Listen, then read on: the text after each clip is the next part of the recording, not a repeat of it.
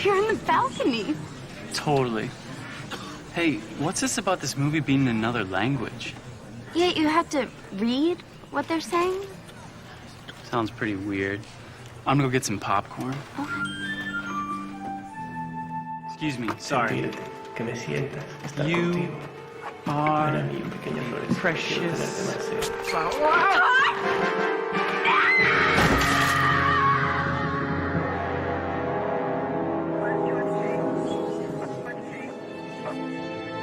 Subtitles. They're not just un-American, they kill.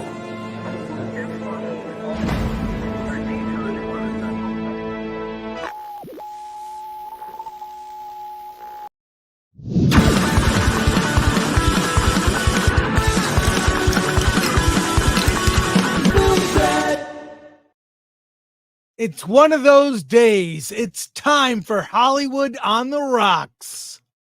Hey, Chris Gore, Mr. Ng said you treat him like a drill sergeant. Yes, drill sergeant! And there he is. Dutifully shows up. This is going to be a great day. I love it.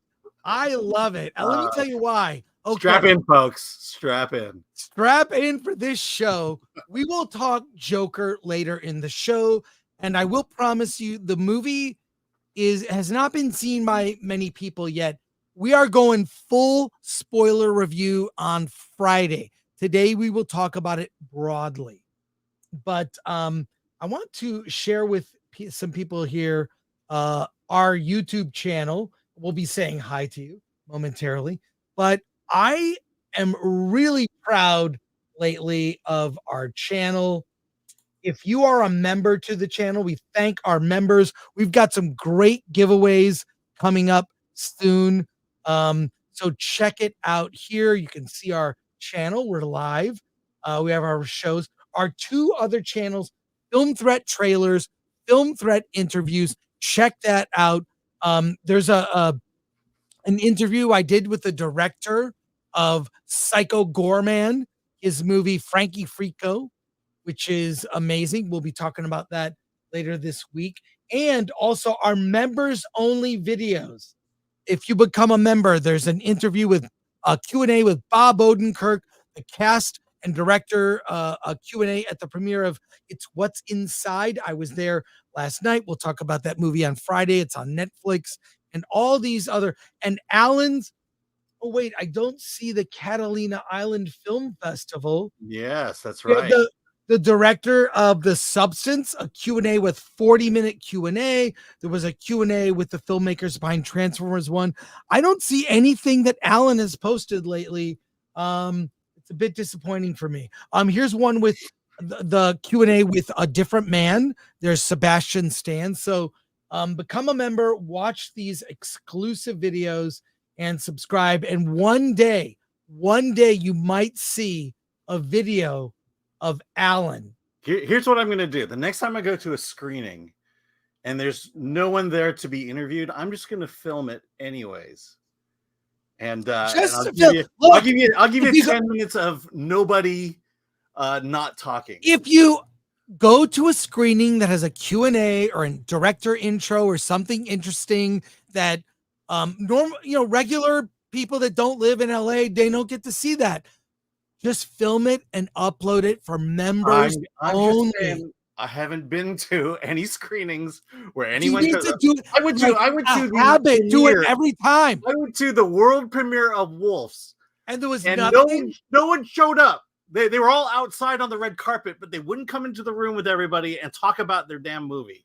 By the way, okay, so I can trust you that you'll be filming any Q&A that you're at. Just film it and upload it. It's for our members. I think about them. I think about them all the time. You can't film anything that's not there. That's the problem. Wait, let me tell you something. There was a debate last night, and I'll tell you, the votes are in. It's Gore and Ng, 24. That's right. The election collection at shop.filmthreat.com. This sounds like the home shopping network. And by the way, exclusive pins for a limited time. And what I realized, if this was Ng Gore, it might I think it's better. Like, not that I care which name is first, but Gore might be, taken the wrong way. There. So go to shop.filmthreat.com. I have to buy stuff from our own store. That's how I get, what is this? A Bat Threat shirt. That I wore that the other day. Here's this spooky season. Just go to shop.film. Look at that. Look at that. The election collection. All right. As people are showing up on the stream. The Jacques Daniels. And wait, why didn't you put the banner underneath? Oh, because I'm still recovering from this tongue lashing you just gave me. I'm just saying, I can't wait to see your adventures at Catalina Island. I know I'm here in the banners somewhere.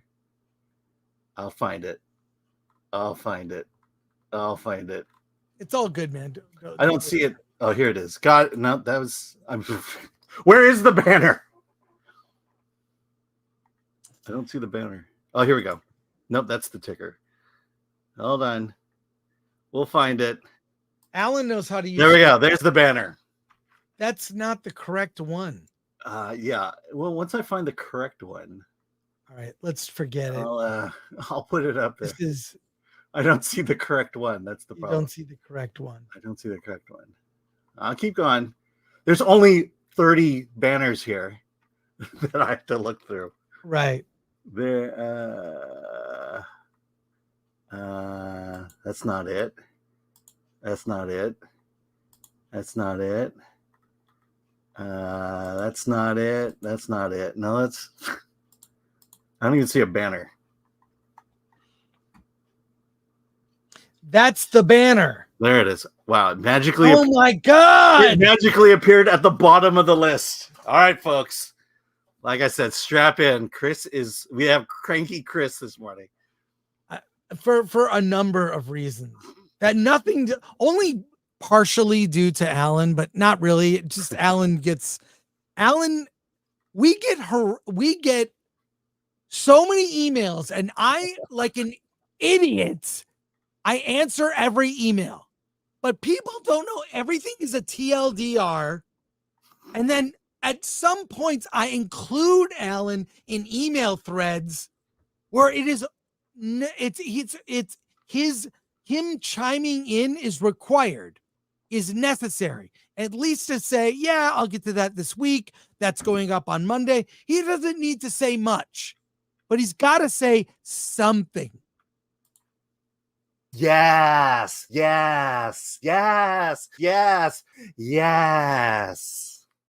So if he doesn't say anything, look, I've everyone's blaming me. I'm gonna fire my secretary because she's supposed to go through. She's supposed to go through the hundreds of emails I get every day and then bring to the forefront the important ones that I have to address. At some point, she's fired. She's gone. Talk about she's out. Joker. Oh God.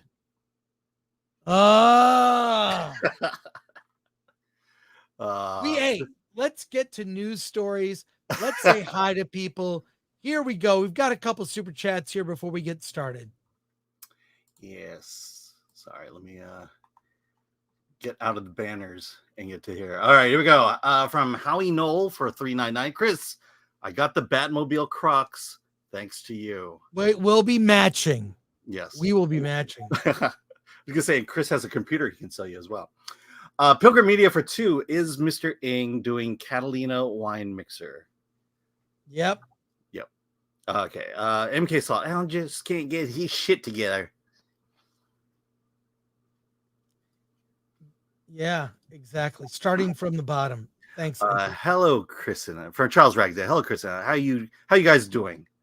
I'm doing better. Not good.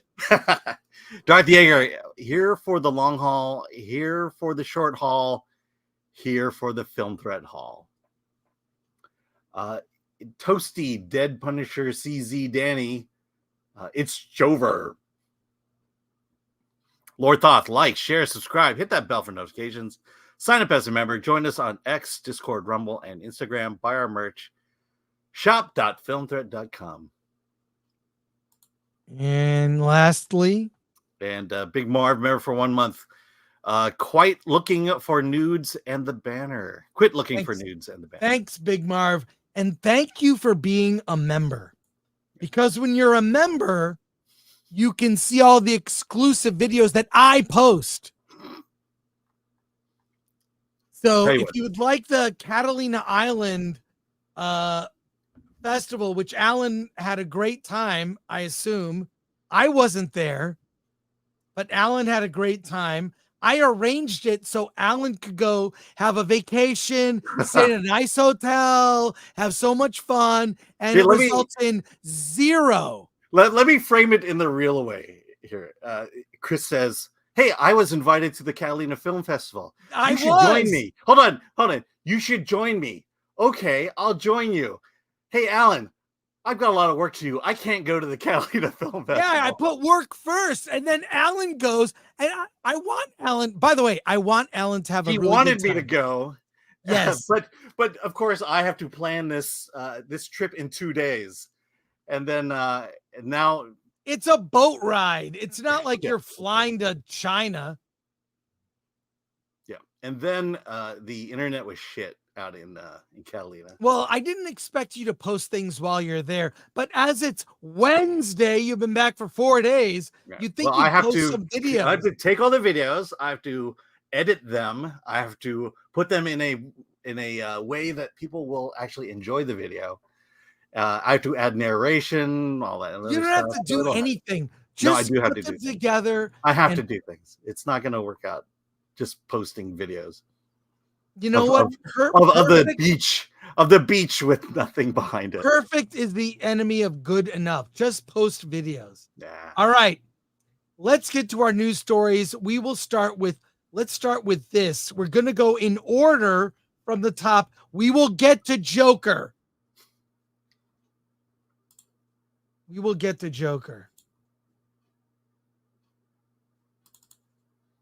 Wait, no, not that. I thought we're going from the top. All right. Alan, speaking of Alan doing fun things, Alan got to go see Hans Zimmer in concert. Yeah, you know why? What was it like, you know why I was by myself? Because someone of the two of us didn't see the email invite they got.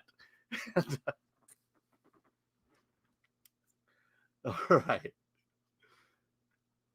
Someone just emails me during the show.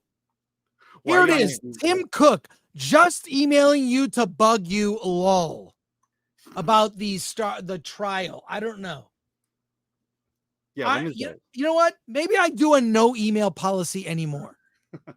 All people do is complain to me all day. Why is this? Fuck! So you went to Hans Zimmer. Yeah, I'll play you video to show. Okay, so here we go. Story of you having a great time at a concert that I didn't get to go to.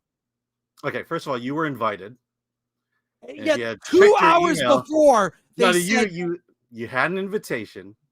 You didn't see it. It was in your email weeks ago. And then they reached out to you to go to this one. And you're too busy, but that's okay. You'll see the second one. I'm busy answering fucking emails. God damn it! I think this will be our best show ever. Let's start the whole thing over. All right. I'm sick of people bugging me and being completely unfucking grateful. I if I say I'm going to do something, I fucking do it. I keep that promise. I make a promise to ask any of my friends anything. I say I'm going to do something. Alan, am I reliable if I say I'm going to do something? Yes, you are.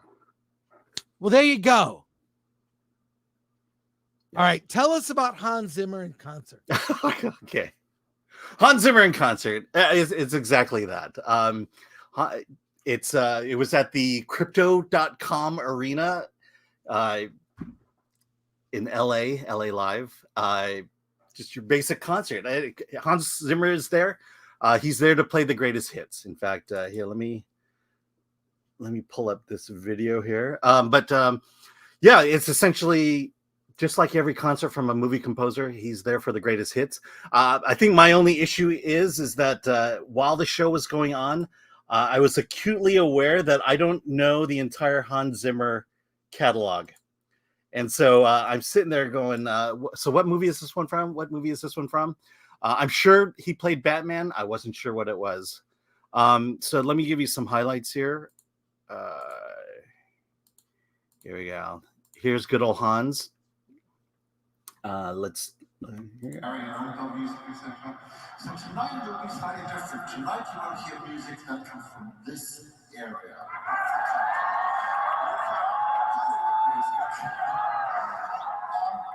But before you hear that, I would just like to point out, this is my friend Loire. She is the voice of you. If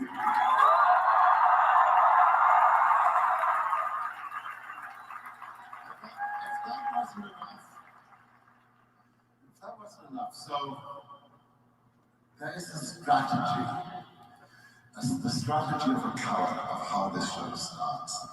There is this very brave young woman who for 4 minutes, a cappella, comes along and sings this piece of music, while I sit behind the screen going, oh my God, there's going to be people out there. Oh my God, what if there are? Yeah, so it starts off with her singing from Dune, and it's, again, 4 minutes of a cappella. That's the opening. And it was, like, I had fun, but again, the frustrating part for me was not knowing what movie. Well, there's the Dark Knight trilogy with Chris Nolan. There's Inception. There is Interstellar, Dune. Hans Zimmer is very prolific. So look, I will be going to the concert. My preference was to go with Alan, but they said no +1s. It's just whatever. Anyways. Okay, here, I'll play a little bit, but here, this for Pirates. Music. I mean, look at this orchestra here. It's well, there's a woman there that I follow on she is a violinist. Is that her? Yes, the one right there with the long hair that's color hair. I follow her on X and YouTube.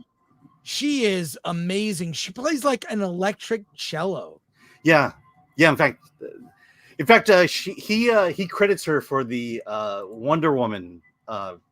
She does the Wonder Woman music. Yeah, like he was saying that it's amazing. He was spending days just trying to come up with the Wonder Woman theme.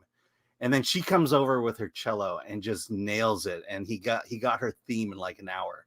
And they did the Wonder Woman theme. I've got video of it somewhere. But I mean, just look at this thing. It's a full orchestra. Half an orchestra from the Ukraine. Choral. Let's see. You got like this is kind of like I would call it a rock concert, an orchestral rock concert. I found this. Can I just present this for a second? Yeah. I'm going to share screen. It's Tina Guo, Guo.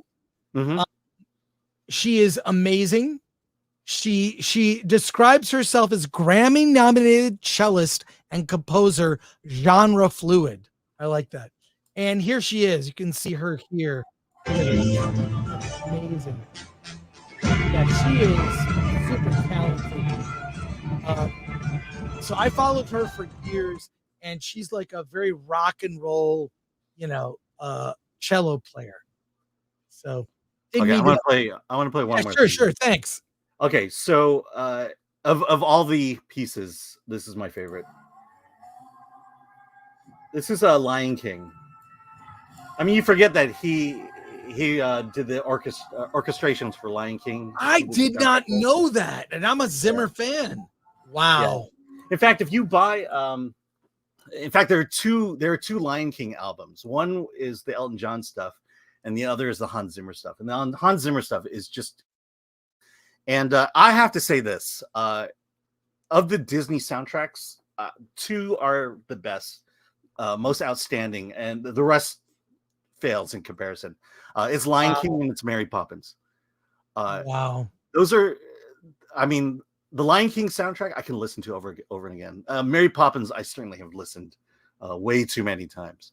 I can't think of any other Disney film that I could say that in terms of the soundtrack. So he did he ended. I mean, the night ended with Lion King, which was amazing. That's awesome. And then there were some encores. He did James Bond. I'm not sure if he did one of the movies. And Interstellar, he did. That was really cool. And Dune. He did Dune, though, right? Oh, he did Dune. That's great. And it's a very simple. It's interesting because part of, I wish I had a program so I knew what movies these were from. And apparently he didn't get any rights to images, so everything's just kind of, alludes to maybe what the film might be. Oh man! But you have a great time when you go. That's great. So there is another concert. It is Friday, October 11th. I will be there. So I'm jealous. I really want to hang out with you and see it, but I'm glad you got to go. You have a good time? Did they take care of you? Yeah, they did. That's good. They were good seats. And where was it? What arena? Where was it? Oh, it's the Lakers. Lakers arena. Oh, that's cool. Yeah. Awesome. Great. Let's go to some comments here. We're just going to do supers today. I'm in a terrible mood. Okay. Roland Reichert for 10. Batman Crocs are un-American and kill people. Walt was reportedly wearing Batman Crocs, and Walls was reportedly wearing Batman Crocs, and JD Vance pretty much deleted him last night. Happy Wednesday, gents. Well, that's that guy's a knucklehead. I've never heard of normally how Trump has the weird nicknames and nicknames people. Walt's named himself. He gave himself a bad nickname. I can't look at him without thinking I'm a knucklehead. Yeah, I mean, for me, not to get political, but a president should be a leader. You should have leadership qualities. You should be commanding. You should be someone worth following. And I'm not sure I got that from Knucklehead Walls, if that's what we're calling. Yeah, him. I want a knucklehead. I'm a knucklehead. I want a knucklehead to run the country. I'm just so disenfranchised. But yeah, thanks, Roland. Appreciate you. Latino Slam for 199. Gore, stop Asian hate. That's right. Big Marv for 199. Rant. Yeah. Skiz Spivak Esquire gifted 5 film threat. Hey, thank you for that. Hey, you can watch all the videos that I've filmed over the last several weeks. Yeah. Tell you what, the next screening I go to, regardless of if anyone shows up, I'm gonna film it. Just shoot some Q&As, pop the Catalina Island video, just a montage of I'm just saying my trip. You can't shoot a Q&A that doesn't happen. All right. Anyway, CD Stein 69, member for 11 months. Great scores will make or break a movie.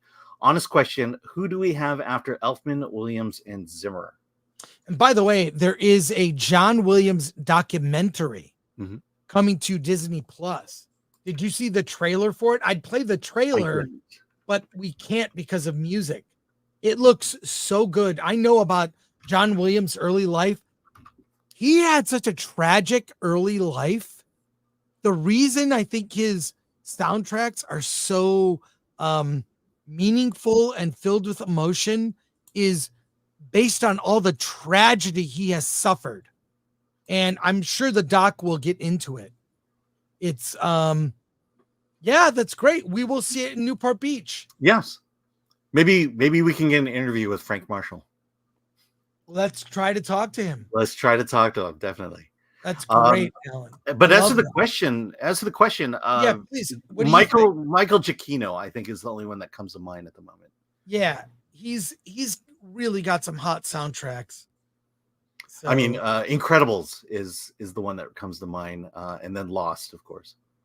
But I think J.J. Abrams wrote Lost. I mean, and this is CD 69. This is true for a lot of things. Who are the giants? Mm-hmm. Who you mentioned, Elfman, Williams, Zimmer. They are the giants of people who do film scores. But honestly, what about directors? Even Williams stands out even from Elfman and Zimmer. I don't think anyone, even for Elfman and Zimmer, comes even close to what John Williams has done. I think about Star Wars.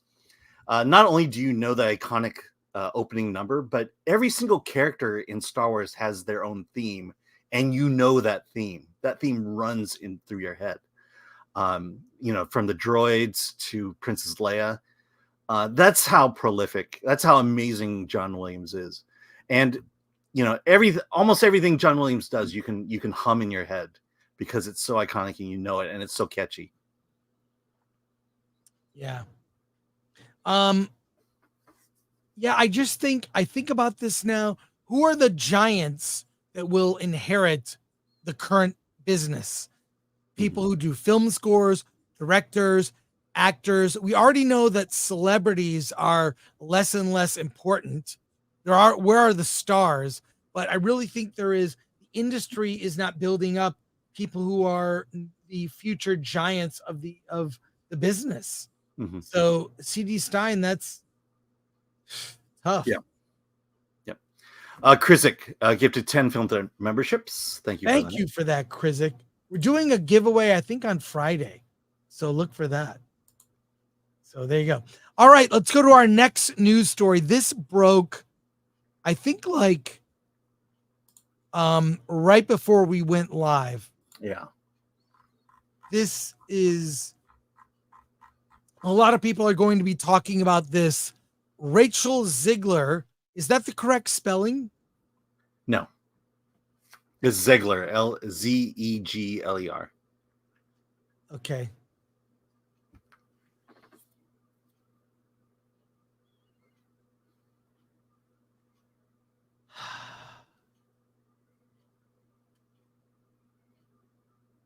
Is this correct?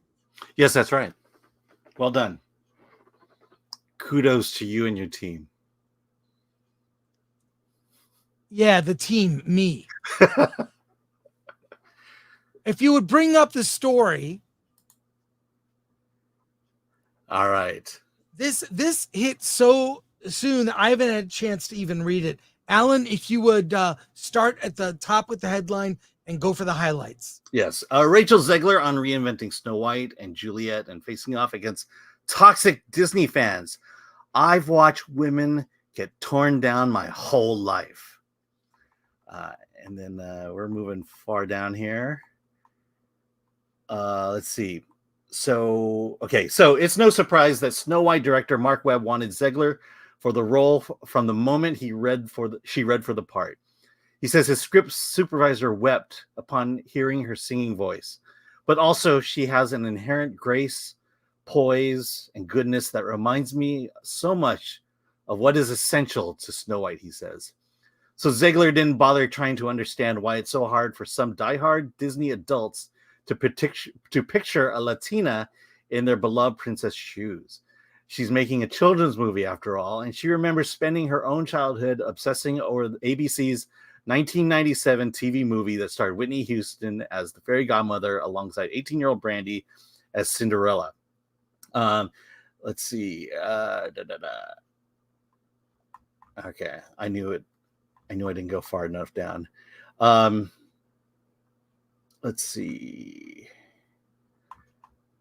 So I knew it was here. Sorry, I'm looking for the part here where it is. Okay, here we go. Nope. I'll get it. Again, let's see. I keep going to this. I want children to die, but that's not it.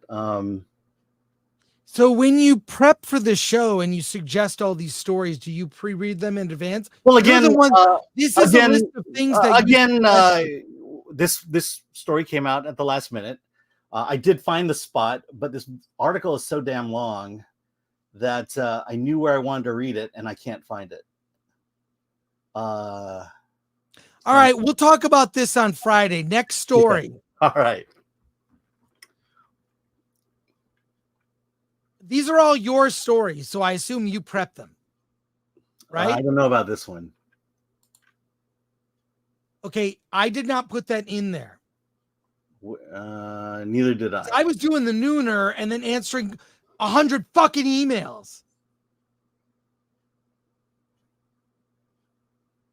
So are we doing? So what do we do next?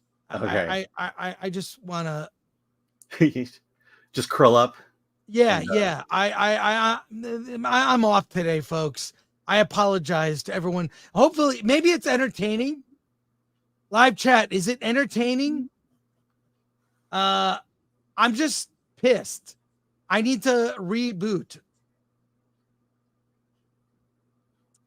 So, are we doing this story, or are I going to go to the? Okay, I'm gonna have to read it. So you didn't read this story. How about this story? Yes, here we go. I got this one. So this came up on my my Regal feed, on my Regal app. But here, Regal has a new offer when it comes to the Joker. Let me pull it up here. Whoops. All right. So how much does Warner Brothers want you to see the Joker? Folie, Deux. Regal is offering the DC Universe Infinite giveaway. What is that? Oh, so if you go to Regal and you see Joker, each time you see Joker, Folie, Deux, you will earn additional rewards. See it once and earn 500 extra credits. These are the Regal rewards to buy and purchase items. See it one time, you get 500 extra credits. See it twice, and you'll earn a 30-day free trial to DC Universe Infinite monthly plan. So I believe that's where you're allowed to read the comic books, get access to their comic book library for 30 days. See Joker a third time, and you'll earn 3,000 extra credits in theater, in 3,000 extra credits. So you could potentially get a free popcorn, basically, if you see all three. You can also, you can get access to all the Regal prizes and redemptions. But this is their little plan to get you to watch Joker 3 times. It smacks of desperation. Yeah. And also, what does 500 points net you? Is that like a free popcorn? Let's see. So I know for a fact that a free small drink is 7,000 points. A free drink? A free drink, a small drink. But I believe 7,000. Yeah, but for 3,500, I believe you can get an upgrade. So if you buy a small popcorn, you can upgrade it to It's not worth it. It's not worth it. Well, you get that 30-day trial of DC Universe Infinite monthly plan. What is that? That's the comic book library. So you can read any DC comic anytime you want for a month. Yeah, Regal does this a lot. They used to have this really great plan where they would give you 4 movies. And if you saw all 4 movies, they would give you digital downloads of those 4 movies. Wow, that is a good deal. That is a good deal. Now, here's what you could do. If you're like me and you belong to the limited plan, it costs you 50 cents to see Joker. So you could just pay the 50 cents and not show up at the theater and then get all these and get all 3. But I go to Regal enough to make this is almost worthwhile for me to spend $1.50 and get 3,500 points. Oh my! I don't know, man. But this is really desperate. They do things like this where they say get tickets to this movie, you get bonus points. But I've never seen this where you go see it. Who is going to go see that movie 3 times? Exactly. I mean, I mentioned on Monday, if I see this movie again, I'm showing up 45 minutes late. Yeah, no kidding. I don't know. We'll see how this performs. It's already on track to make less than half what the first movie made. It will not crack $1 billion. We'll see if it even cracks 500 million. Yeah. Well, yeah, let's get to the full review and then we can go into what the problems are and why this movie is going to struggle. All right, let's go to your chat comments and questions here, starting with Supers. From Andy Keenan for 5. Did you get my screenplay for my short film? I sent it to the Wilshire Boulevard address. I hope that's a joke. Here we go, folks. I check my mail twice a month, the physical mail.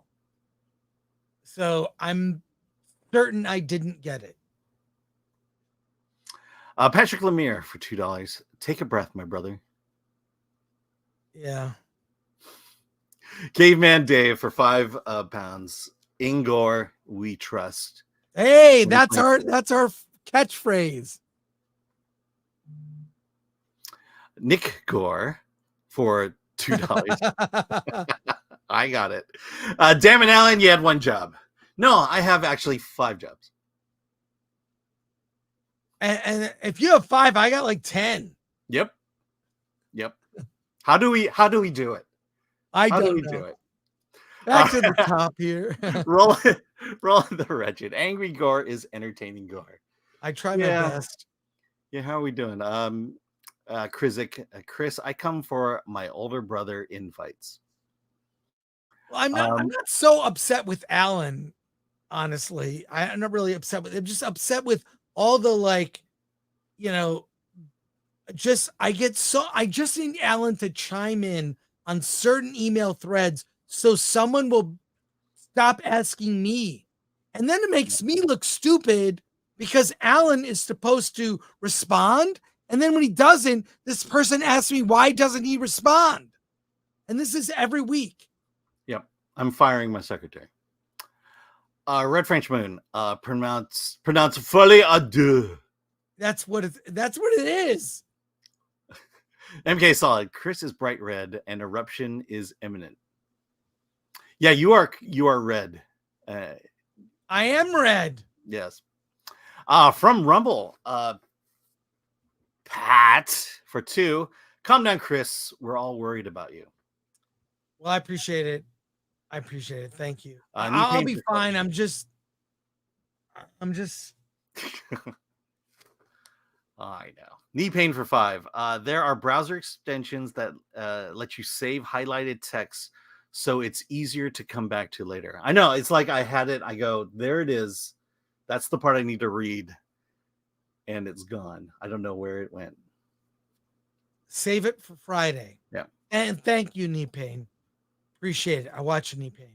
Yes. Lord Thoth, member for 23 months. So how about those Detroit Tigers? Are they in the playoffs? I don't even know. I'm focused on NFL.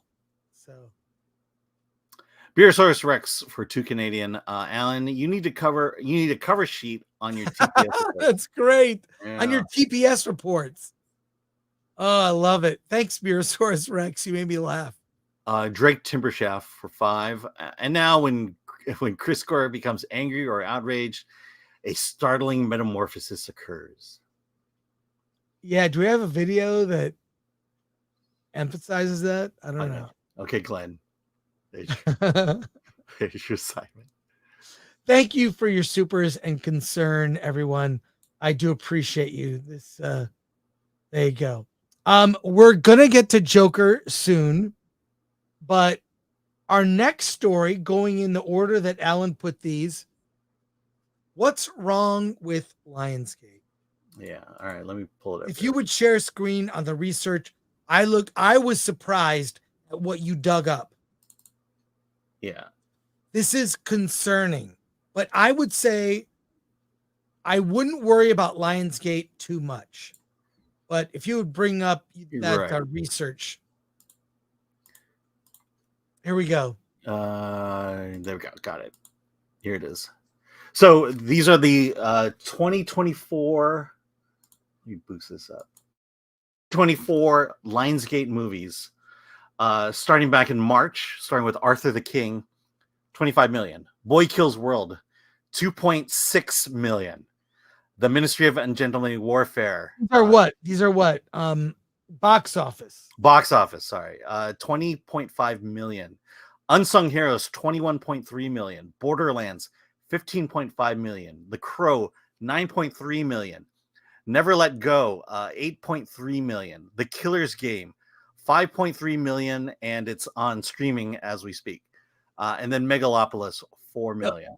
Okay, well, let's talk about this a second. Some of these, like Ministry, Borderlands, and The Crow, had bigger budgets. Megalopolis is a service deal.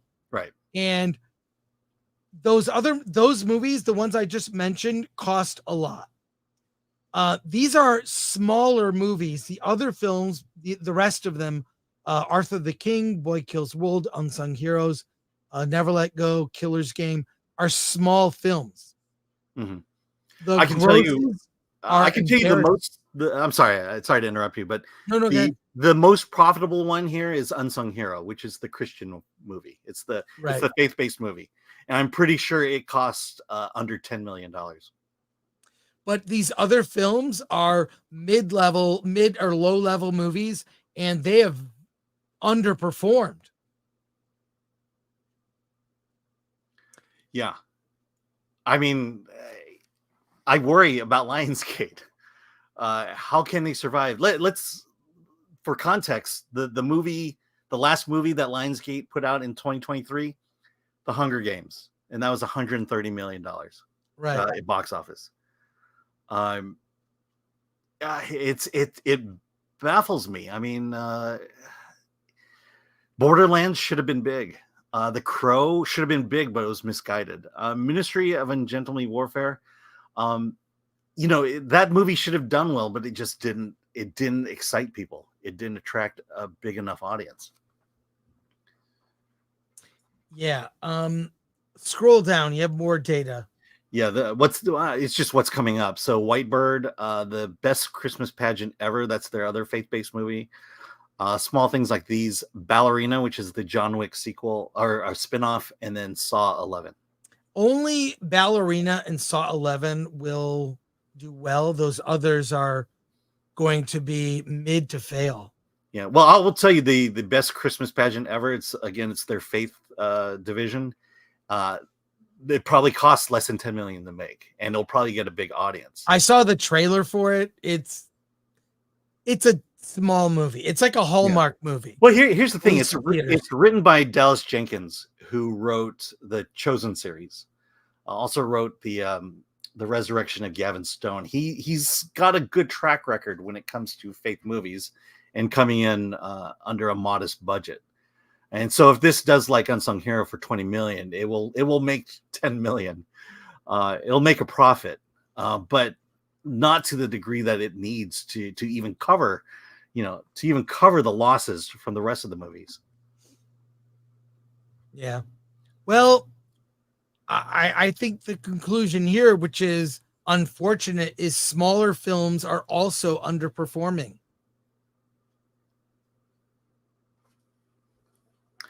Yeah. Well, again, it becomes all relative when how much do you think they spent on Borderlands? How much do you think they spent on The Crow? If they were indie film budgets, they would be producing. I think theaters tell me they like even these small films. Unsung Hero, even I'm a Racist. I think it's at 15 million now, and certainly making a profit. It's all relative when you compare it to the money they're pumping into these films, which means Lionsgate's not going to be around if they keep doing this. Yeah, I don't know what to tell you. All right. Are you answering an email? Yeah, because that's all I fucking do.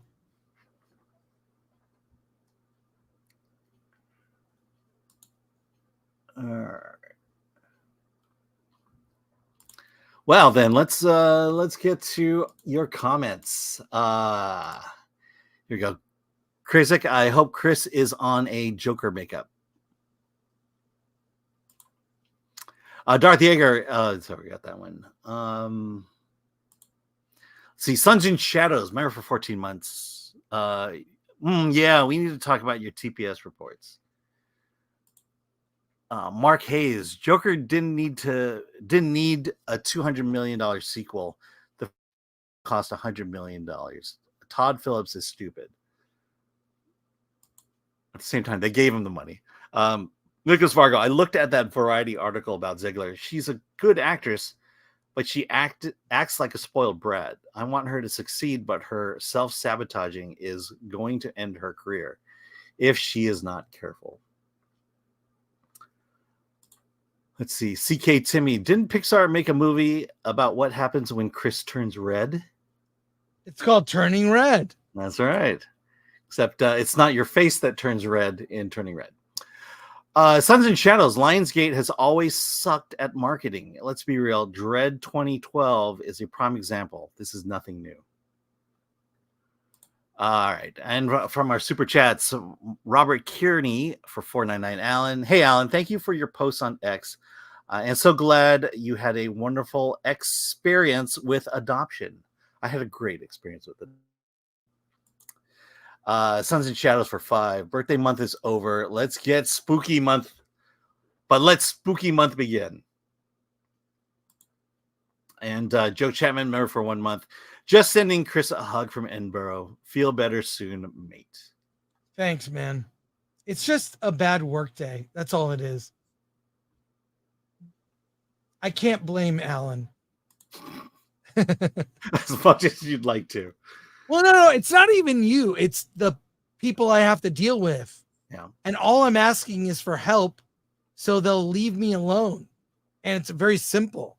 I already know what you're going to say. You're going to say, oh, I'll get that in 2 or 3 days. Yep. But just when you say nothing, then I get email after email after email after email. Mm-hmm. Thank you, Joe Chapman, and everybody who sent in super chats and kind words. Let's go to your next movie thing here. Okay, I didn't put this here. So I didn't put this here either. What is this? I have no idea. Yeah, let me Okay. Yeah. Remember, we have other people contributing, and let me see. It's a video from the Frida Cinema. Oh, forget it. Okay. That was yeah. Okay. Let's pass on that. Okay. The only one I know of is the other Lionsgate story. Oh, put that up. Okay. Is it not in there? No, let me see. Do we get a? I got it. I got it. I'll take it. I'll take care of it.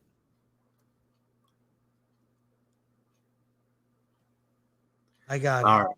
Okay. There we go. All right. Let me. Whoops. Okay. There we go. Lionsgate offers employees voluntary severance amid disrupted business entertainment. Lionsgate is offering its U.S. employees environment. Got it. Lionsgate is offering its U.S. employees voluntary severance and early retirement packages amid efforts to adapt our workforce to a disrupted business environment, according to a memo obtained by The Wrap.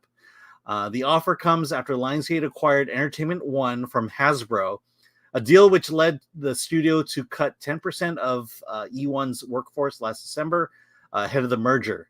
Lionsgate has also reportedly debuted its studio division as its own standalone entity, separate from Starz. It also comes after Disney layoffs last week, with Disney cutting 300 staffers and Paramount cutting 15% of its workforce as part of a $500 million cost-cutting effort. Layoffs have swept across the entertainment industry amid the decline of linear television, a major spending cut by studios in an effort to make their streaming services profitable. Additionally, Monday's memo notes that the company's executive vice presidents and up will be required to work 5 days in office per week starting 2025, while other employees must do 4. Whether or not Lionsgate proceeds with further layoffs remains to be seen, as it will likely be determined by how many employees accept the voluntary severance. It's also recent quarterly earnings reported a $59 million loss in the second quarter, with its television division reporting a slight increase in income that helped cut the company's losses. Yeah, we were just talking about this. I mean, it's funny to me that they blame the economic environment, which is true. Things are tougher now, but at the same time, a lot of it has to do with the fact that everyone's producing crap. Disney is producing crap. Paramount is producing crap. Lionsgate has been producing crap, and I still have to believe that there's still a market out for movies. People want to see movies. People want to get away from their humdrum lives, from the depression that we're all going through about prices of gas, and want to escape to the movies.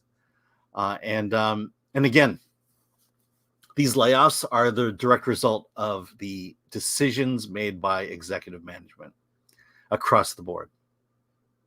And yet they keep their jobs. Well, this is another example of the industry contracting. Mm-hmm. That's really what this is. So it's kind of sad. It's sad to see. It's really sad to see. Let's go to your comments. All right. Here we go. Here we'll start here. Chrisic for 10. Chris, get better, friend. Get a better friend. This should be enough for a Snickers, per Lord Thoth's advice. Caveman Dave for 10. Unrelated, but the Netflix docuseries Monsters, recapping the Menendez brothers, was probably one of the most fun series I've seen in a long time. The actors and casting crew did an amazing job. I believe you've seen that. Any comment? No comment. Yeah. You're just, hey, here's something I'll cheer up. Heels versus Babyface is the disruption they make crap. Yes, it is. All right. Killick69. I hope Chris is on. Okay, we got that one. And we got that one too. You got that? Yeah, you're going back to like old one. Yeah. Hey, was that Az there? That was Az there. What happened? You're not paying attention. That's what happened. Because I'm answering fucking emails. We're doing a show. Why are you doing emails? I'm in the middle of doing emails with people. Why are you doing emails? I'm trying to reschedule an interview. You're supposed to be doing a show. You're not supposed to be doing emails. I agree with you. You are 100% right. Fuck me. God damn it. Turn your email off. Oh my God. I was on the neuter with Gary this morning. All I'm doing is answering emails. Yeah, you do emails on the nooner. You don't do emails on our show. Well, I am. I am. God. Did you even respond to Az at all? I didn't. I was distracted. What did he say? Hey, Az. Just type it again. I don't know where it is. Oh Lori, my God. Sorry, Az. Oh my gosh. I'm in a mood to review Joker now. I look so red. What's wrong with me? It's your camera. Sadly, it's a mood camera. It accentuates your mood. What is going on? Jesus Christ. Oh, look at this. Robert Cuny for 199. Chris had a stroke. Give him a break. Yeah, thanks. Yeah, that was a long time ago, folks. I agree with Alan.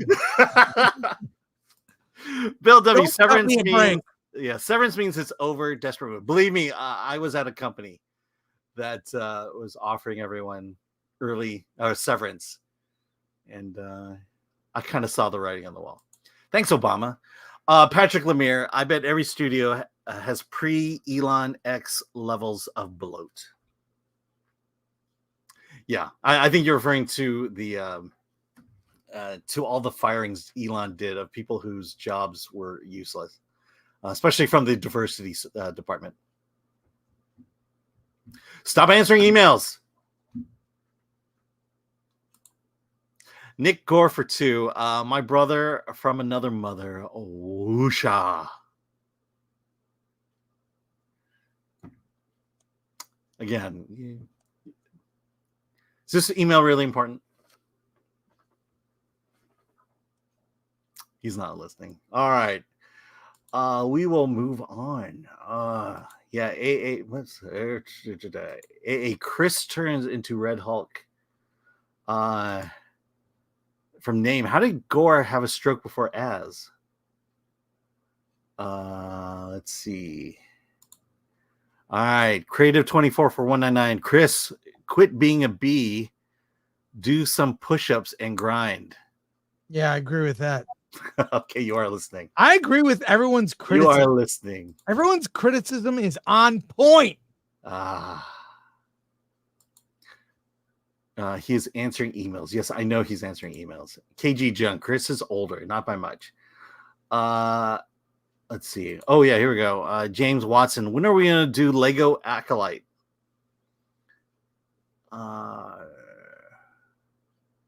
Yeah, I'm just waiting for Chris to catch up with everything. Here we go. Chelsea M. This is yet another sign Chris needs to get out of California. Yeah. I know. They're still going to send him emails no matter where he goes.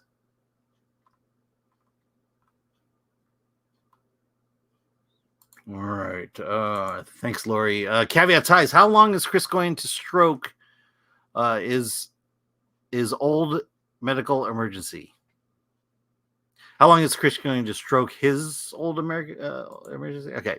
First of all, by the way, I never bring it up.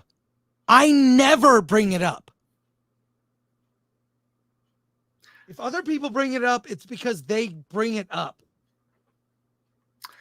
Do I bring it up, Alan, ever? I don't. No, you don't. I don't even bring it up. I don't want you to feel sorry for me at all. Don't feel sorry. I bring it up as a joke only. As a joke is cool with me. I don't care. Yeah. Tom H. Gore looks like Alec Baldwin after the shooting. What does that mean? Okay, there. Gore's mood could be entertaining if Alan were more willing to provoke him. Oh, believe me. I think I've been provoking him all morning. The Hookman 777. Chris needs a daddy freak off to calm him down. Sons and Shadows. Chris, I'm going to send you an email. You keep this up. Send him scripts to read. Okay. Carlos Alfredo Lopez. Take control, Alan. Become the head honcho. Geek Truth 64. Another email should have been a live stream. Another email that should have been a live stream. Pilgrim Media for 2. Mr. Ng, are you safe at work? Are you abused? Fortunately, yeah. Separated by many miles. Razorburn, member for 9 months. Chris, take the stress pill. Take a stress pill and think things over. Got my Dragon Con ticket for next year. I did too. And I tried to get a hotel this morning and didn't get it. So we'll see if I go. I mean, I have a ticket. Okay. Now, hey, this next one's for Maz. It's for Maz, so pay attention here. Maz. Pay attention here. You didn't not that Az's super chats are more important than the other ones, but Az is a friend. This is good. This is great. Here we go. I feel Chris is having a stroke of misfortune today. Yeah, no, it's just emails from publicists. You don't look. Film Threat may be part of the Access Media, but I play this song and dance with fucking publicists who are unappreciative, who are fucking don't give a shit, and they're irritating. And I'm like, I keep my distance, like, okay, this is something we want to cover. We're not, that's not for us, whatever, but it's a constant thing of it's never good enough. No one's ever happy, no matter how much we fucking do. You know how hard Alan works? I know how hard Alan works. I know how hard Alan works. He works really hard on this stuff, and he gets shit all day. Shit. And I protect him from the shit. I do. I try to make it so you have to deal with as little bullshit as possible. But, you know, it's just, I don't want to deal with any publicists. Filmmakers, just send us your movie. We will get to it. But my God, we are hounded because no one else covers this shit like we do. Right? Yep. Am I right? Like, look, by you the are way, right. I'm just saying, get off the email and come back to the show. I'm dealing with something that I right don't know. I now. don't know what's so important. What emails that cannot be put off for 1 hour, and that you could spend time and devote it to the show. That's what I'm saying.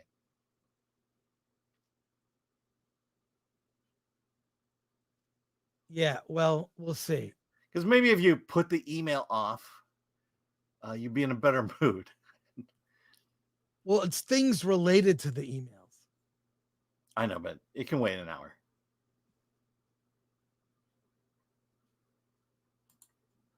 Nick Gore for 2. Thanks, fight Az. since Az always makes me laugh. I watch Az on Sunday. When I say watch, I'm actually not watching. I'm walking in the morning. I walk 5 miles and I listen to podcasts. I listen to Az read super chats and rant on Sundays, and it makes me smile. So thank you, Az. I like watching him play video. Heel versus babyface. Yeah, I know. I will occasionally watch him play video games, but it just makes me think I should play games. Yeah, I'm just saying, like the one where everyone's chained together, and you have to kind of work your way through some kind of maze. I love that. Okay, here we go. Nick Gore, best fight since Angry Badger and Script Doctor. Hey, thank you. I don't know that we're fighting. No, I'm not. I mean, like, Alan frustrates me, but also, by the way, it's not. I'm going to defend Alan while attacking him. He's so busy. I try to make it easy. Like, here's this one conversation. If you just came on and said something to this person to make them stop emailing me every hour on the hour, it would close that gap.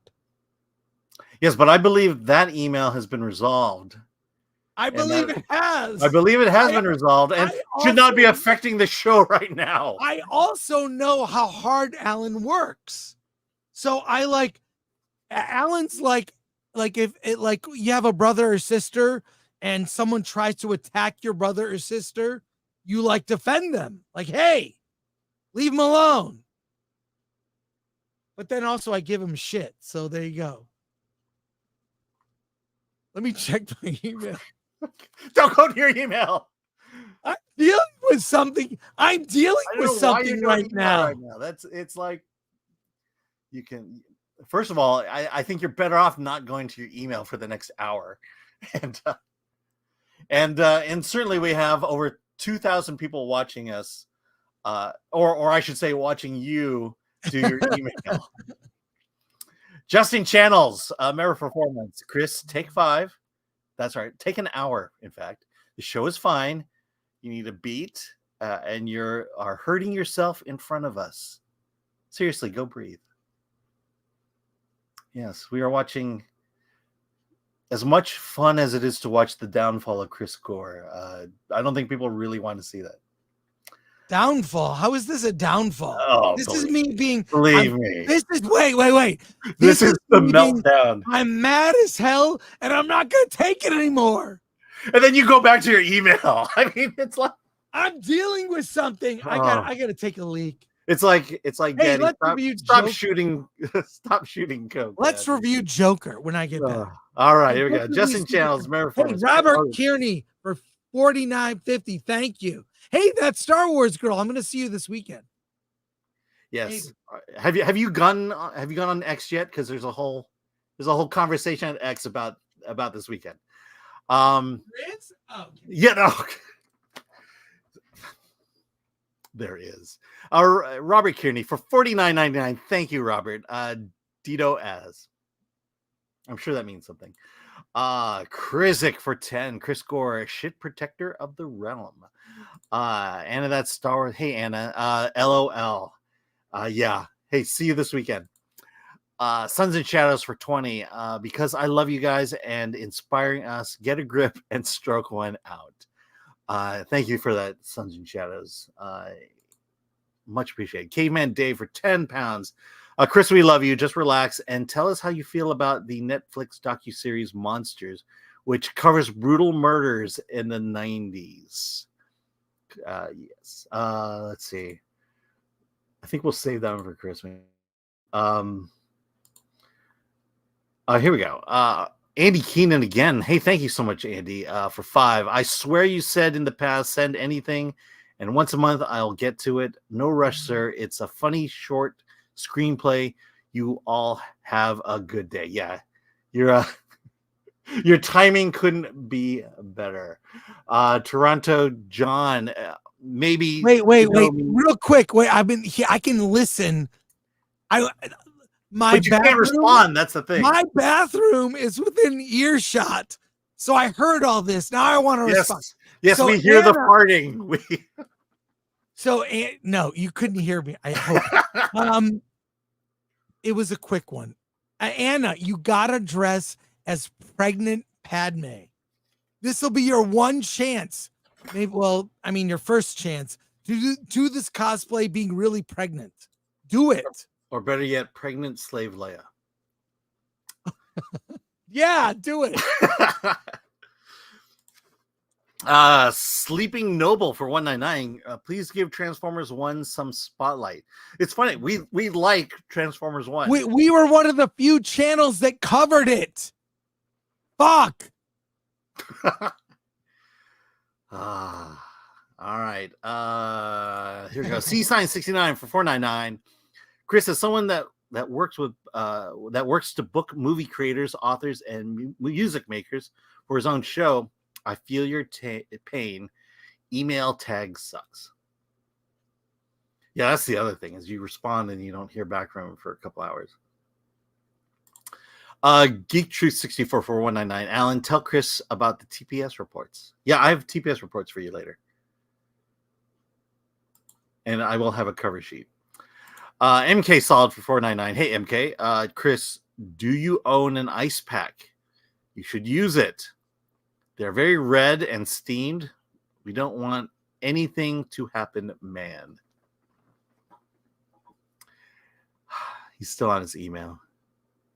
It's like, yeah. Oh, you know what? Somebody has to be on email. But not during the show. During the show. You don't have to be on the email during the show. I'm laughing because it's ridiculous now. Someone has to answer the emails. Okay, I got a movie to go to tonight. I'm going to see a movie every night. Every night I'm going. You can answer emails during the movies. Not during the show. Not during this show. You don't see me writing reviews while I'm doing this show. That Star Wars girl, Anna. I couldn't get her costume. I'm going as a TOS officer with a sign that says Kirk was here. Oh, that's brilliant. Oh my God. Anna's so smart. That's hilarious. Well, I remember last year Anna was as a TNG officer, and then he dressed that way. Yeah, Chris is still answering emails. All right. Jacob Wolf for 199. Have you guys seen the new SNL movie yet? Yes, we have. Chris liked it more than I did. For some reason nowadays, I'm liking the second half of movies better than the first half. This movie gets really good in the second half when the plot truly kicks in. But you do have to kind of endure a bunch of, earnest impressions of the original cast. That's what I say. But Chris won't tell you how he thought about it. Chris liked it. Roller Retro for 5. Are we going to get Gore? Yeah. Are we getting a Gore aneurysm on this live stream? Maybe, if you're lucky. That would garner a lot of views. Make the ultimate sacrifice, Mr. Gore. And Nongmar for 199. Alan, just tell us more Ng family stories. Yeah. Let's see. Trying to think of a good. I had a whole bunch of them, but I can't think of it right now. And then here we go from Rumble Film Thread. GM Gaither for Buck Why do I keep hearing the Odd Couple TV theme right now? Yeah, why? Why?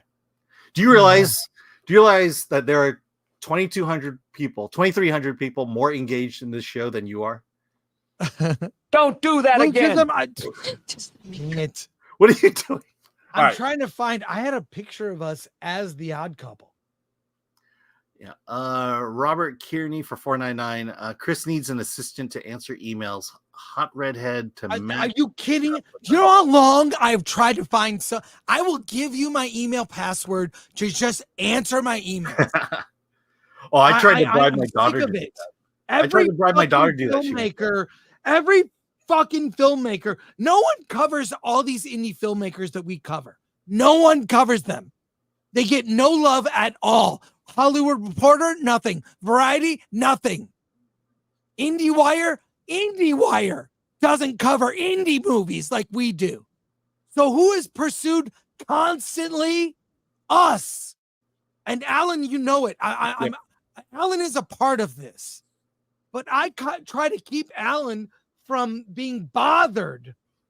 So he doesn't have to worry about it.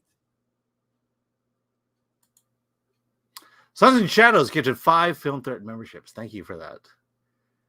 And then Anarkitty89. I can be the hot redhead that answers your emails.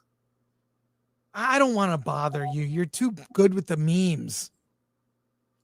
Anarkitty83. Oh wait, stay on her. Okay. I tried to get Marriott today. It was sold out in 1 minute. I got on 24 minutes. Nothing. So I'm gonna try for the Westin. Any tips? Let me know. I know you did an Airbnb, but I didn't see you. And you took like 7 showers a day. Yeah. So there you go. Hey, see, this is us. Yeah. Right here. See this glass? That's us. One of the few outlets that covers this stuff. And then the industry barely supports us. Joe Chapman for £1. Thank you. I'm sorry, I keep checking my email. Yes, I know. Caveman Dave for £5. Alan, do you mind sending Chris an email to tell him we're live? Yeah, let me do that right now. All right, let's do a quick news story, and then we're going to review the. Do you have a news story? Yeah, I do. Okay. I was not going to do it. I changed my mind. By the way, I am very grateful for everyone who works hard here, like Lori and Glenn and you, Alan. Oh, thanks. I am. We did this one. I did that. I'm going to get rid of the news stories that we've already done. We should do the Rachel Zegler thing on Monday. Yeah. Or no, Friday. Well, we're moving everything to Friday, the Zegler story and Beetlejuice. Yeah. Let's do this. You're not going to believe this. Okay. And this is at the Frida Cinema that we're having award this, which is going to be in January. We did move it to January. And I love the Frida Cinema. But a bunch of kids got together and did a special screening where they did like a mask party. Like they were going to the movies like 2 years ago and did a video of it. Let's watch this to see the commentary. I gotta restart this. Here, look at this. With the mask, and this weekend I went to the Frida Cinema and start over. Safer movie event. This event was high filtration mask and testing required. Everyone, including staff, was required to mask up. They were super friendly, super proud of all the folks who made this happen. They also had additional free masks and goodie bags for us to take home since masks were required to be on the whole time. The theater itself was really nice and clean. There were at least 4 air purifiers, and the organizers also disinfected all the seats before we went inside. There was also 2 separate mask break rooms with air purifiers in case folks needed it. The movie was really intense, but 10 out of 10, this free event was so much fun, and I really enjoyed the movie. Hey y'all, what's up? It's Gato the Baddie, aka Baddie with the Masky, and this weekend I went to the Frida. All right. Sorry. So They had a special. Did you see it? I'm sorry, what? I saw the video. Is that what you're referring to? Yeah. How come Yeah. you took it off? I took it off because it was playing. It was repeating. Okay. It was repeating. I'm just saying what they did was they had a party as if it was like, a couple years ago. 2020. And I thought it was weird. So I saw, I just came across that and I just thought it was a little strange. What do you think, Alan? Yeah. I mean, I'm trying to, so this was recent. I mean, it looked like it was a joke and I appreciate the joke. It's not a joke. Then I don't Shall appreciate we watch it again? We don't need to watch it again. I'm saying there are two things. One is I love the Frida cinema. I love going to the Frida cinema. Same. I love it. And look, it's without going off on people, it's just kind of weird that we're still living in the past like this. Well, let me show it to you again because I don't think you truly like. Here, I'm just gonna do this and. Is there an Easter egg I'm supposed to find? The baddie, aka Baddie with the Mask. And this weekend, I went to the Frida Cinema in Santa Ana for a COVID-safer movie event. This event was high filtration mask and testing required. Everyone, including staff, was required to mask up. They were super friendly, super proud of all the folks who made this happen. They also had additional free masks and goodie bags for us to take home since masks were required to be on the whole time. The theater itself was really nice and clean. There were at least 4 air purifiers, and the organizers also disinfected all the seats before we went inside. There was also 2 separate mask break rooms with air purifiers in case folks needed it. The movie was really intense, but 10 out of 10, this free event was so much fun, and I really enjoyed the movie. Hey, y'all, what's up? It is got the bad. So when was this? When was that post? Let me just say this. It's a young woman who arranged this event. It was a mask movie party, and I have no problem with someone wanting to do this. It's no different than having a party where you show the movie Rocky Horror Picture Show and you wear fishnets. I've never done that, but other people do. I'm just saying I have no problem with doing this party. I find it a little concerning and maybe sad that there's nostalgia for masks and COVID verification and vaccine cards and air purifiers. There's a weird with young people being nostalgic for when they had basically a snow day that lasted years. Alan, what are your thoughts? I agree with CD Stein 69 for 199. If this isn't a parody, our civilization is doomed. It's not a parody. It's a real thing. And as I said, no problem with her doing it at all. I think that's it's kind of cool. It's ambitious. It's people do movie parties. You dress in theme. You dress like the film. When Barbie was in its run, people wore pink. That's great. Make it an event. I'm saying it's sad that this is what they choose to celebrate. Like pining for the past when we were locked down. It's a little unusual for me. So, yeah. I agree. I just find it sad. That's all. ADL. Yeah, I'm saying I agree with you. That's why I'm like, I can't believe this is real. I watched that video like 10 times. I'm like, what is this? Let's go to your comments. Yeah. Well, I mean, part of it is there's no attempt to kind of talk people off the ledge now. It's almost as if it's okay and we're just going to let you live the way, but it's like, no, you could take the damn things off. ADL is 24. These people are mentally deranged as the homeless they walk past on the street. Jean Hu for 742. FYI, if you replace shorts with V in the address, the video won't auto repeat. Well, that was the Instagram. Yeah, thank you for that, Sean Hu. Okay. Weird, says Batman92. And then finally, Joe Chapman for £2. I eat Publicis for lunch. Send them to me. Thanks, Joe Chapman, and for being a member. Yeah, I loathe dealing with publicists, especially when they try to pretend they're your friend. Bugs the hell out of me. Can you get the poster for Joker queued up? Let's see. That's what we're reviewing today.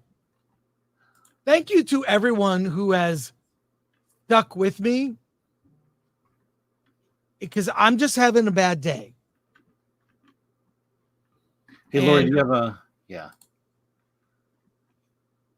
You prepped all these stories I didn't ask for, and the one thing we're supposed to do. Yeah. Well, I thought irony would work great here. Just remember, as I've said with news stories, will it make a good story? Will it make a good clip? And I don't think we have that today.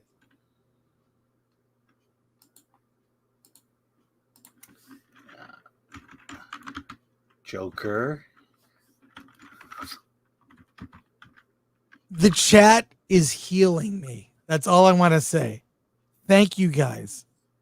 Thank you. Just don't email me. All right, almost here. Damn it, I don't want that format.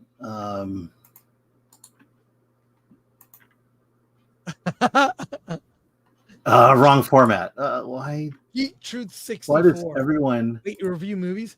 So okay. Well, why do we not do JPEGs anymore? To wash your bad day, watch Sweeney Body Wash ad. Is that real?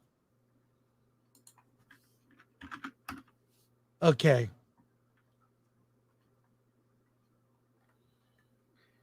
Is that a real thing? I'm going to it now. Sorry, I'm not listening to you right now. Lori, do you have it? She's not there. She says I got it. Because I can't. Where is it? It's in the stupid W. Hang on. I'm gonna Joker. share screen. You know what? I have Dr. Squatch. I have some Dr. Squatch sent to me by Dr. Gonzo. Let's look at this. I don't know if this will help cure my ills here. It's 30 seconds. Let's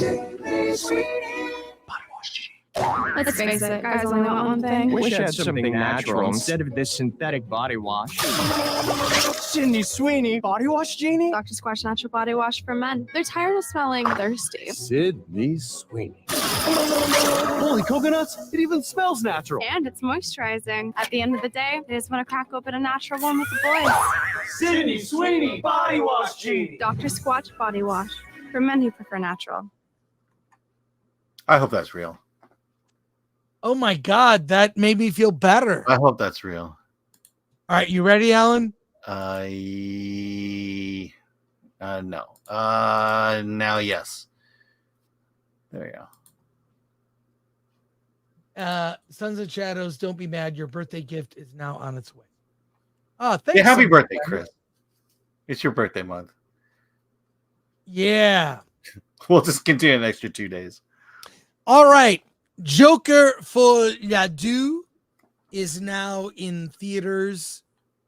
People have seen it. This will be a non-spoiler review.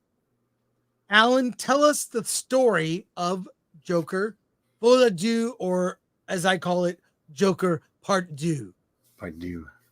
Yes. Well, it takes place not too long after the first movie. Arthur Fleck is in prison. He is the trial for his crimes is about to begin. And something has snapped within Joker, which puts him in this world where he's got musicals on the brain. While in prison, he kind of ingratiates himself with the guards, one of which is played by Brendan Gleeson. And Brendan, the officer decides, hey, I'm going to do you a favor.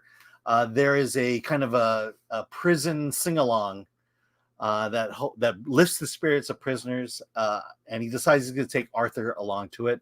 And there he meets Harley Quinzel, or otherwise known as Lee, and the two kind of strike a relationship. And as this relationship builds, every so often in their mind they break into song. And what essentially the kind of the thing that's going on here is that as the trial is being presented on television, the Joker is starting to gain a following. He's already gained the following since the crime, but that following is growing, especially after the TV movie that came out. And the movie is about him handling this newfound fame and trying to prove that he is insane in order to be found not guilty. That is the story of the Joker. You forgot one thing. And Batman appears at the end. And it's a musical. I did say it's a musical. Look, this is a colossal disappointment. The first Joker film, I really was, not looking forward to that first one. There was this sort of manufactured, there's going to be violence. But when you saw it, it was amazing. That scene where Joaquin Phoenix as Joker, because it's not about the makeup. The makeup doesn't make him Joker. He transforms. There's a scene in the first movie where he's in the bathroom after he's killed people. And he starts doing this dance with himself where his whole body just becomes Joker, this sort of pure evil, kind of celebrating like how he's handled things and his new persona, his new confidence. He will not be bullied anymore. Like he's now become this agent of evil. Fantastic. That first, and also with that first movie really dealt with mental illness, how people struggle, people disaffected, people that are forgotten in society. Great movie, unexpected. This movie, this follow-up was not necessary. And even the musical aspects of it, like a movie like, hey, quite simply, Les Miserables. The songs advance the narrative, or even Sound of Music, or Wizard of Oz. The lyrics to those songs advance the story, right? Well, I'd say they're integral to the story. Yes, you need to pay attention to the songs because they advance the story forward. In this, the songs are inconsequential to the story. And I will say this, I think the cinematography was amazing. It looked great. The actors are really good. In particular, Brendan Gleeson as one of the guards at the prison, and also Mr. Puddles, the little person. He was really good and funny. Probably best scene in the movie. Yeah. And Lady Gaga is very good. The story is horrible. This is then basically undoing everything the first movie did. You don't need it. And at the end, we won't spoil it. We will in our next review, but it even just shows you, like, why did you even make this if this was your ending? What's the point?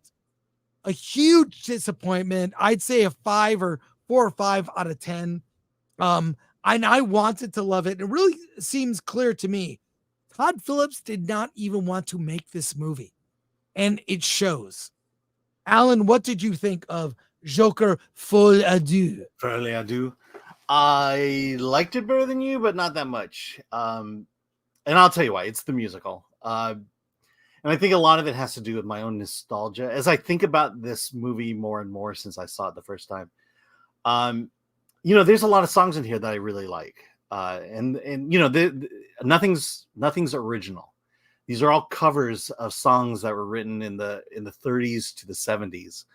And songs I am personally very familiar with. And it was, for me, it was kind of like a musical tribute under the guise of the Joker. It's like if I went to, a striptease show about Batman. It's, you're just there for the spectacle. And for me, that was satisfying enough. But the ending, I'm not a big fan of. You know, Oh, and, I and hate. the ending to me. I Well, let me just say. hate the ending. Yeah, let me Hate it. just say this about the ending. It's lore breaking. And I think that was. I think the way I've said on Monday was, if this wasn't a Joker movie and you just had the story as it played out, I felt like it was interesting, at least from the second half on. But again, once you throw Joker and the Batman world and the DC universe, it's lore breaking and it's disappointing in that aspect. So as a fan of musicals, I do like the second half of this movie. But I get it. It's a problematic movie. Also, we talked about it earlier. This movie is not for everybody. I like these songs. Okay, so that's me. That's a very small audience. Because I can clearly see while watching this movie that this is not going to appeal to everybody, and it doesn't. And it just amazes me that I'm just curious how this story came together, and what people were saying, and why they thought that this was a good follow up to Joker. You just need to cut this off, and say that it's just, this is so disjointed from that first movie. So there are things I liked about it, but outside of that, I can't. I give this a bare recommendation if you like these kind of songs. That's entertainment. Bewitched. I think Bewitched was my favorite song. The Carpenters was it Close to You? Like that a lot. But again, I recognize the appeal is, to me, the appeal for me was very limited, and I can't, I can't recommend it to people. But I think there are people I think who would get it and might find some enjoyment. But I will say, leading up to it, that first half of the movie was just a slog. You like the animation? I didn't like the animation because that opening. Well, I like the animation. It's pointless. Yeah, exactly. That's my point. It's like I'm watching it. It's reminiscent of Bugs Bunny, Looney Tunes, but the story that happens in the cartoon didn't feel like it had any meaning for the entire movie. So bare recommendation. No recommendation from me. And I would say, if you like the first movie, don't see it. Yeah. I'm being serious. It really kind of ruins it. And the thing is, that first movie was so unexpected. It had something to say about how people in our society are ignored, their needs are ignored. And if you do that for too long, someone can go off unhinged and do some bad things. Mm-hmm. And that's what happened. And partially, I know that Todd Phillips was inspired by Taxi Driver, in particular, and King of Comedy. Very influential to the first Joker movie. But also real life events like Bernard Goetz. If you know who Bernard Goetz is, he was this was a while ago. I believe it was the 80s. He was just a regular citizen who carried a gun because he was afraid on the subway in New York, and shot people because he was tired of being harassed. There's a scene in the first Joker that's based on that. And the first movie addressed those things, and it had something to say. This has almost nothing profound to say. It has, here's what it says. This movie is a cash grab. We didn't want to make it, but they backed up money. They quadrupled the budget from 50 million to 200. Big mistake. And so what do you say? I don't blame Todd Phillips for making it. In fact, I respect him and really like a lot of his films. He's never made a good sequel, and I think he should avoid them. Yeah. In terms of nothing to say, I disagree with you. I think it has something to say. I just don't think it was executed well.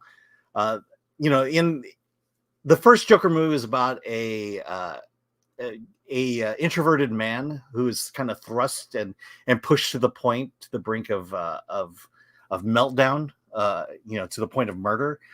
In this case, it's the exact opposite. It's the same guy who is an introvert, but being thrust into the spotlight as a figure, as someone to be looked up to and worshipped, and that's that's kind of this dynamic he has with Harley, and I think that's why the ending is so disappointing, because it takes a turn that we'll talk about on Friday. But I think that if anything, even if you're enjoying it, I think to me the ending was just like the biggest letdown. And then the last thing I'll say is that scene with Mr. Puddles. Again, it is the best scene of the movie. Yeah, It is the most meaningful scene in this entire movie. Yeah, and he was a character in the first one. Mm-hmm. But yeah, his dialogue and his performance is the stands out to me the most. And I'll say this about the music: there's some Sonny and Cher type moments which I really enjoyed. I just like musicals. Yeah, I watched Sonny and Cher when I was a kid, so I did find that I found that entertaining, but overall didn't make it. Not a worthy sequel, and maybe better left unseen. Let's go to super chats and your chat comments here. Yes, from Rumble, Joe Mags. For one, if you put some circus clown music behind Chris yelling about how no one covers indie films, it might work as a clip. Oh, Glenn is going to have a good time with clips of me. Yeah, and me saying, "Get off your damn email." For double A, I believe that's 200 rupees. I was really excited for Joker 2, but thank you guys for saving from disappointment. Well, I'll say this: if you go in with super low expectations, you'll be fine. Yeah, and if you see it 3 times at Regal, you'll get 3,500 bonus points. Steaks and funerals for 5. My fiance and I went to Joker on the first date. I think we'll skip this one. Yeah. Jacob Wolf for 199. Is there any reason to go see it in 70 millimeter at least? You don't need that. Yes. Oh. No, wait. Yes. Okay. It looks beautiful. Yeah. It looks beautiful. Yeah. Even IMAX. Go see it in IMAX. Greg Longstreet for 20 sends us a super sticker. Thank you for that. Thank you, Greg. I do appreciate it. And by the way, we have Michael Felker, who is joining us to tell us about his movie today on the show, which opens Friday. I'm trying to squeeze in because his movie opens Friday. It's called Things Will Be Different. We're going to talk about it in just a few minutes. Okay, so let's get through these chat comments here. Okay. Thank you, Greg. All right. Script Doctor, I'm here for the spoilers. Come Friday. Wait until Friday. Yeah, Friday. Right. Lord Comet, Folie Deux, more like it. Start from the top. Yeah, Jimmy Francis. I don't know if it's a popular opinion, but I feel like the Joker was a great performance, not a great film. That makes total sense. Thank you, Jimmy. All right. So they changed Harley Quinzel to Lee, and she's no longer a doctor. What's the point of even having her in the film? Yeah, this breaks lore all over the place, but at a certain point, you just go, it's a standalone movie that is out of the continuity. So whatever. All right. GM Gauthier. It was an interesting premise, but I don't think it worked. Yeah, execution had problems. Saints and Funerals. I like musicals, but I don't like bad movies. I've certainly seen my fair share. Fair enough. Lord Comet. They was clowning around, I guess. I looked you up. Remember, for 1 month. Detroit 5-2 over Houston. Detroit advances to the American League Division Series to play Cleveland. Go Tigers. Thank you so much. I looked up to you. Thank you. Appreciate that. I am behind on my baseball. I've been all about the NFL. Here we go. Couple more. Yes. From Shizzy G for 269. I'll get it. I really wanted Joker to be about the comic book that shows Joker doing some heinous violent crime all over the city, and Batman finally showed up at the end to stop him. It'd make a great movie. That was the first Batman movie. You should work in Hollywood. Yeah, I'm saying we saw that in the first one. One of the lead from ADL's 24, one of the lead producers of Joker didn't return for the sequel, Bradley Cooper. Well, they might have just cut him out. You know, we will talk more Joker on Friday.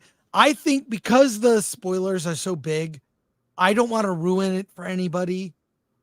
So Friday, though, the movie will be out for everyone to see. We will spoil it fully on Friday. So please come back for our Friday show. Cool. All right, Alan. It's time. You know how much Film Threat loves to support indie movies. We are all about it. And the director of Things Will Be Different, filmmaker Michael Felker, is here to tell us about his movie, which opens on Friday, this Friday. So look for it. Let's talk to him now. This is the Film Threat interview.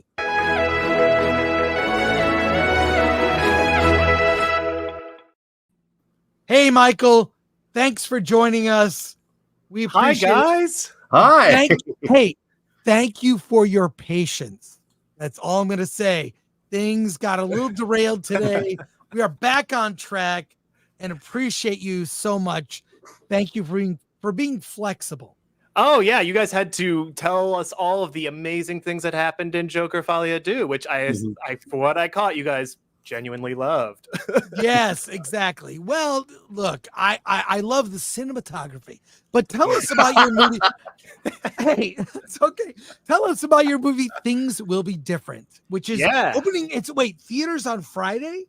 Yes, we are in theaters and video on demand on Friday. We're a weird sci-fi thriller that's about a brother and sister who commit a robbery and are running away from the cops, and they go hide away in a farmhouse that's also a time-traveling safe house. And when they try to go back to their original time after laying low, things will be different. Well, first of all, I love this whole concept. The lo-fi sci-fi. I mean this as a compliment because lo-fi sci-fi is focused on ideas. It's all about ideas, and that's what I love about this. It's like that's the thing that Hollywood can't do. They're about spectacle or sequels or requels or whatever. So something original we're starving for. Where did you get this concept? And did you draw inspiration from other time travel films like Back to the Future, among others?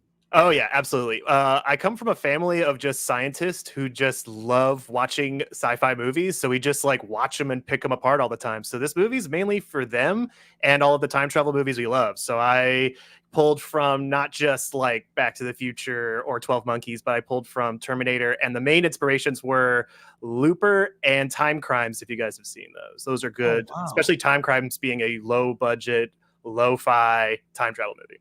I mean, it shows you don't need big spectacle effects. You need ideas. Is there a website to the movie? We should go to the website. There is a magnet releasing website. I'll look it up or put it in private chat. And I'll say We're this. doing everything. By way of example, I want to inspire our audience. We have 2,500 people watching live right now. We have a lot of questions and comments for you. I want to inspire them because you, Michael, is this your first film? This is my first feature. Yeah, absolutely. Yeah. So before you made your first feature, you did make a feature. You were an aspiring filmmaker. Now you are fully a filmmaker with a movie in theaters and coming to VOD. So, you can do this. The one thing I don't know you. We've never met. I'm gonna guess you never quit. You kept working on it. Yeah. Oh yeah. And if it actually one of my first shorts that I ever made, my biggest inspiration and to keep going was getting a review on Film Threat that liked the movie. So if it weren't for Film Threat, I would probably had a longer time getting here. You guys were a huge inspiration to indie filmmakers, even when they make their short films. So thank you guys so much for being supportive, even way before this. Well, what film was that, by the way? I want to put that on repeat. No one ever thanks us. No one ever thanks us. It's true. The movie's called Save and Continue. It's like a character drama from like, I guess I made it now 6 years ago, but it was a huge like boost for me to get that review, see people engage with it, even for a small nobody filmmaker like me at the time, and now I get to keep going from it. So thanks, guys. That's awesome. We have a lot of questions here. So if you're ready, let's hit you with the chat. This is my colleague, Alan Ng here. If you hi. Alan. Hi, Alan. It's really great to meet you. President.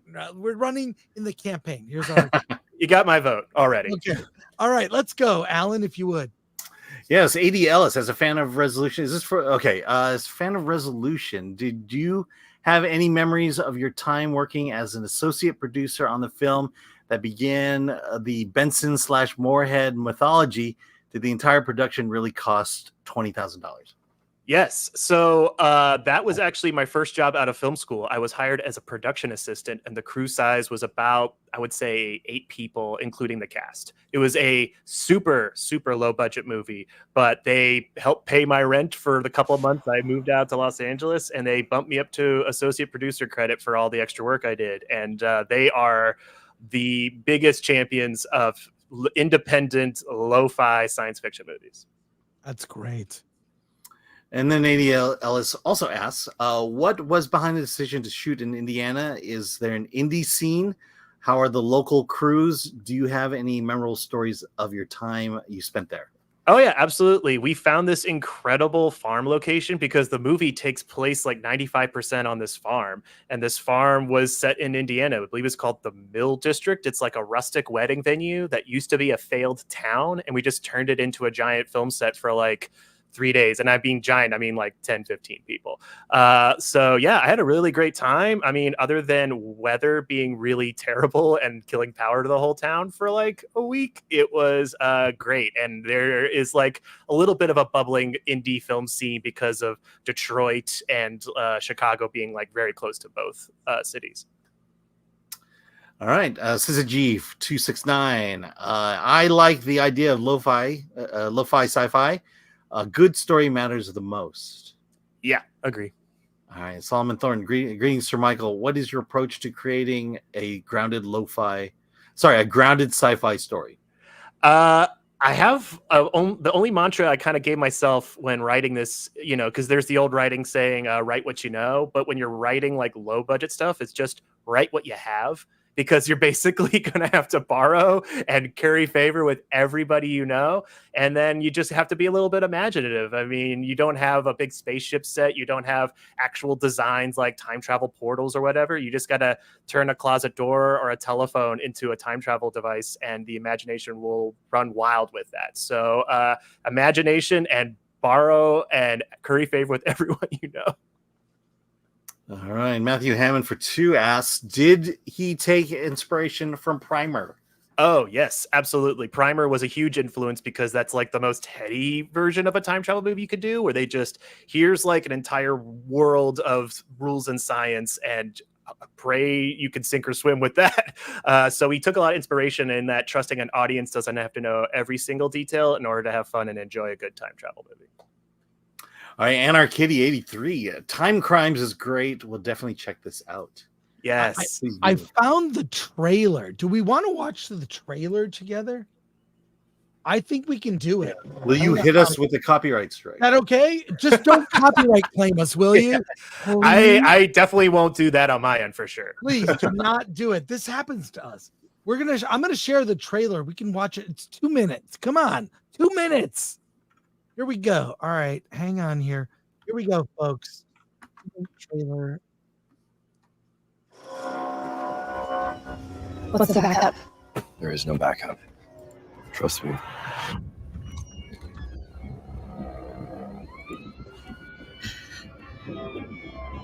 This is it.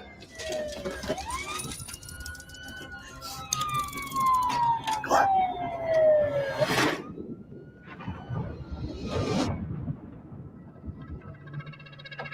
Is that it? A magical safe house. Now we wait for time to pass in our present, then we head back and make sure we're clear.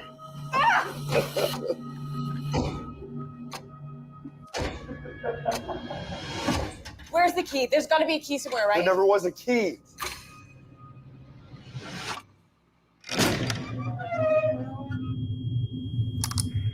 Hello. You shouldn't be here.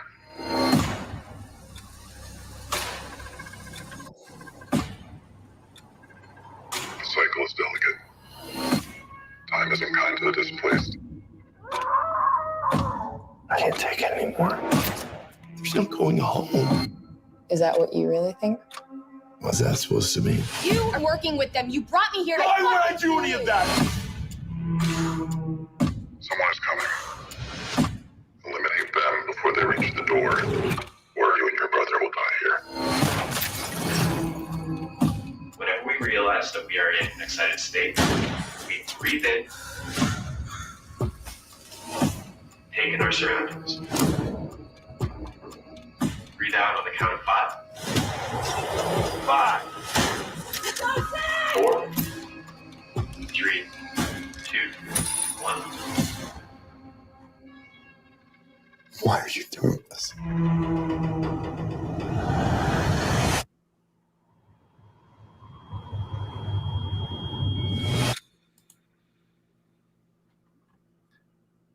I can't be the only one that got chills watching that. I mean, seriously, that was awesome. Who did your trailer? That's fantastic.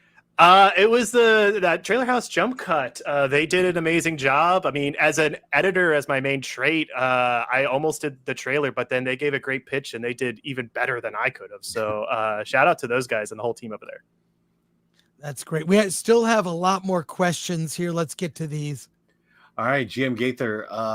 Yeah, it would be great to get a sci-fi that gets back to the roots of the genre, philosophical questions, and putting humans in strange new situations to see how they do. That's sci-fi. 100% agree. Question, Michael. Given your work on your previous short prior to this film, is there anything you're proud of having learned from your short that carries into this feature?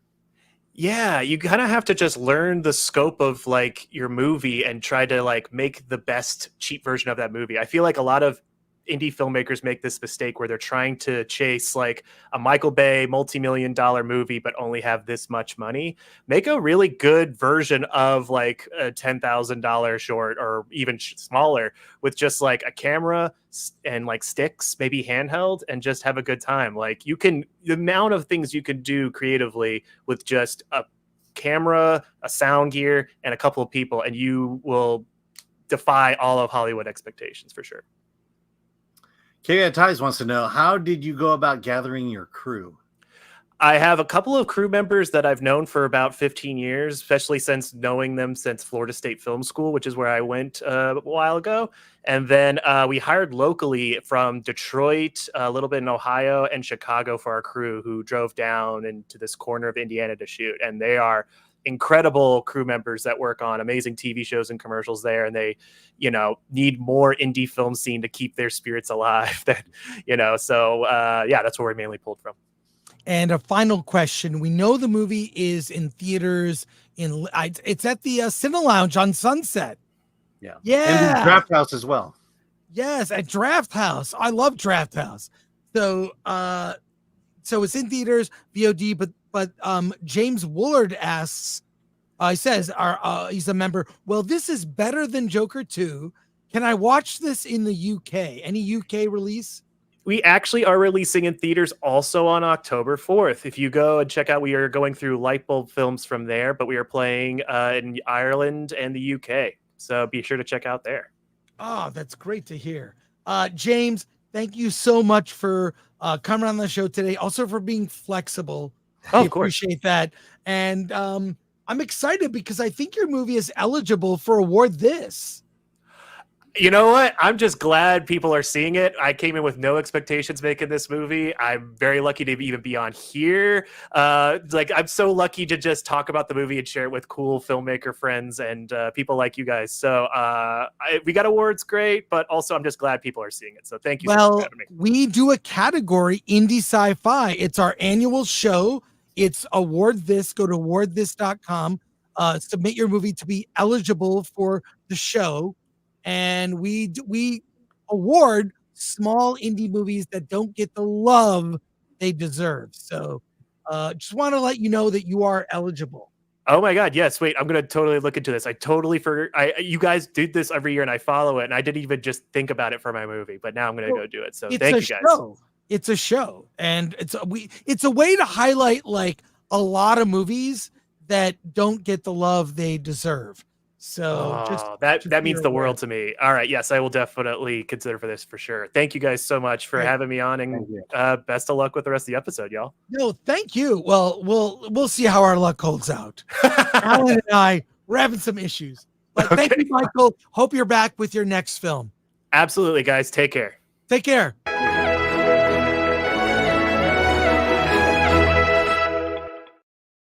That was great. And that trailer, wow.